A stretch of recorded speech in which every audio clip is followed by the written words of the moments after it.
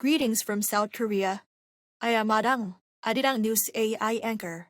Here is the news-making headlines today.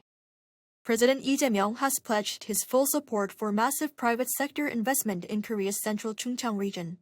Speaking at an event to announce the investment on Thursday, Lee thanked companies including Samsung Group, SK Hynix and Celltrion for committing a combined 392 trillion Korean won, roughly $252 billion.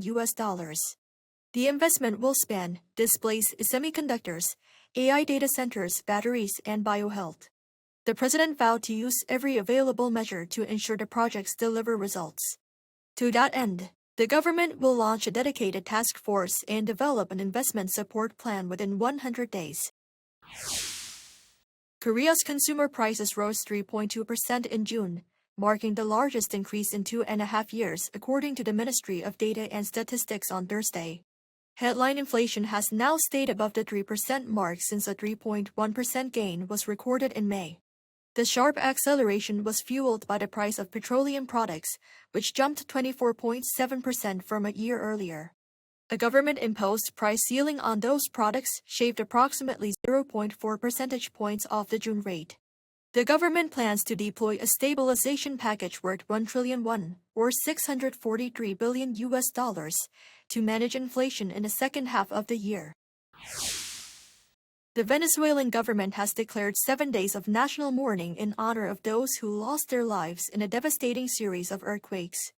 As of Wednesday local time, the official death toll had climbed to 2,295, while the number of injured reached 12,267.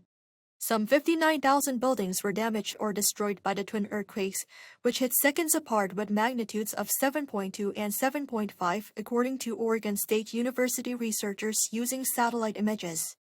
International organizations and humanitarian aid groups are stressing that urgent assistance is needed.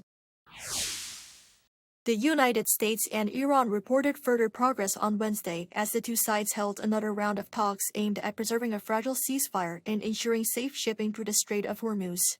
Speaking to reporters, President Donald Trump said relations with Tehran were improving and described recent meetings in Qatar as productive. The latest technical talks were held in Doha, where U.S. and Iranian officials focused on shipping arrangements through the Strait of Hormuz and measures to secure a lasting peace agreement. Sources familiar with the discussions said Trump's son-in-law Jared Kushner and U.S. envoy Steve Witkoff met separately with Qatari officials ahead of the talks, while Qatar and Pakistan continued their role as mediators. K-pop groups BTS and SSERAFIM will perform at this year's iHeartRadio Music Festival in the U.S. The music station's 2026 festival will take place from September 18 to 19 at the T-Mobile Arena in Las Vegas, according to the music station's website on Wednesday. BTS is scheduled to take the stage on the first day and SSERAFIM will perform on the second. It marks the first time a K-pop girl group will appear at the annual festival. Artists such as Cardi B and Snoop Dogg are also set to perform during this year's festival, which will be broadcast live through more than 150 iHeartMedia radio stations. It will also be streamed on Disney Plus and Hulu. That is all from me today. Thank you for watching.